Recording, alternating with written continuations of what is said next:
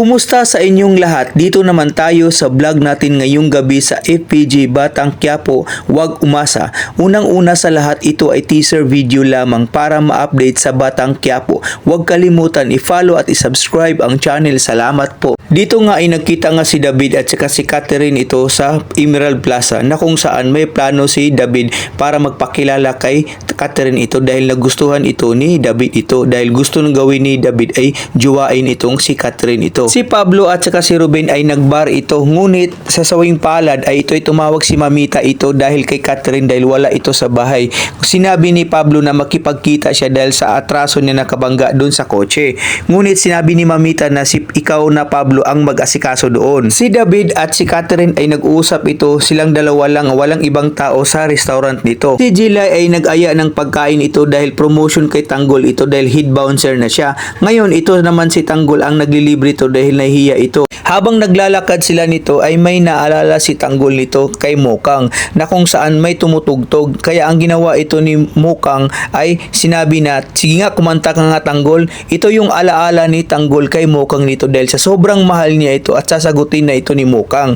Ngayon may lumapit na isang babae nagtitinda ng sampagita nito. Ang ginawa nito is inaalala ni Tanggol yung sampagita ito. Kaya ang ginawa ito ni Tanggol ay binili ni Tanggol yung sampagita sa babae. At the same time, ang ginawa ito is binigay ito kay Bubbles ito. Kaya tinanggap naman ni Bubbles ito. Sabi ni Roy nito kay Lucio at saka mga tauhan na kailangan nilang tauhan na magagaling tulad sa kanila dahil gusto nila magtrabaho kaya ang gusto nito is kuhanin sila nito. Amanda at saka si Supremo ay bumalik ito sa bahay dahil nga pangyari hindi natuloy yung lakad nila dahil na checkpoint sila sa mga pulis ito, sa mga tao ni Agustus nito. Kaya ang ginawa ni Supremo ay sinabi na dito muna tayo magpahinga dahil wala tayong laban dito. Gagawa tayo ng ibang paraan paano maligtas tayo kay Agustus nito. Dinalangan ni Jelay ito sila Tanggol, Bubbles at saka si Among kina Frida ito sa parisan ito. Kaya dito nagpapakilala si Frida ito sa kanila. Kaya ito ang ginawa ito is kumain sila ito pero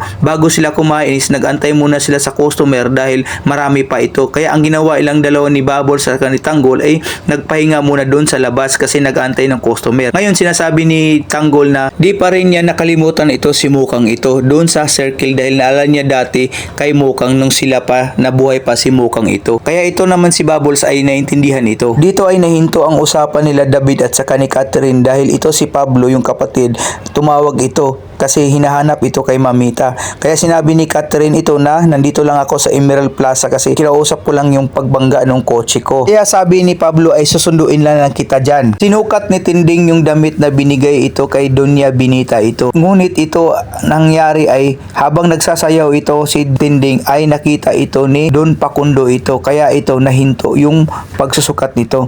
Ngayon ito naman si Tinding ay sinabi kaagad na gusto ko sana humingi ng tulong sa iyo Don Pakundo dahil sa apo ko na nakulong ito pero sinabi Don Pakundo na hindi ako tagpuan ng mga naghahanap ng ganyan.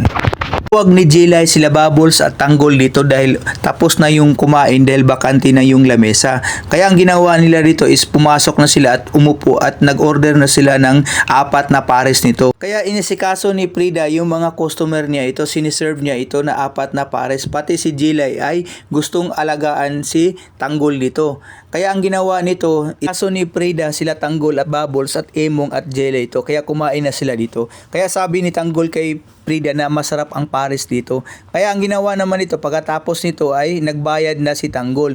Ngunit pagbayad ni Tanggol ay nag-usap si Jelay at saka si Tanggol kasi huwag kang umasa kay Tanggol dahil mahal pa rin niya yung babaeng nawawala sa kanya. Abangan natin mga master sa Lunes dahil nga nasa labas na si Tanggol. Ano ang magagawa nito ni Tanggol nasa labas dahil may trabaho na ito at na-promote itong head bouncer sa club nito. Abangan!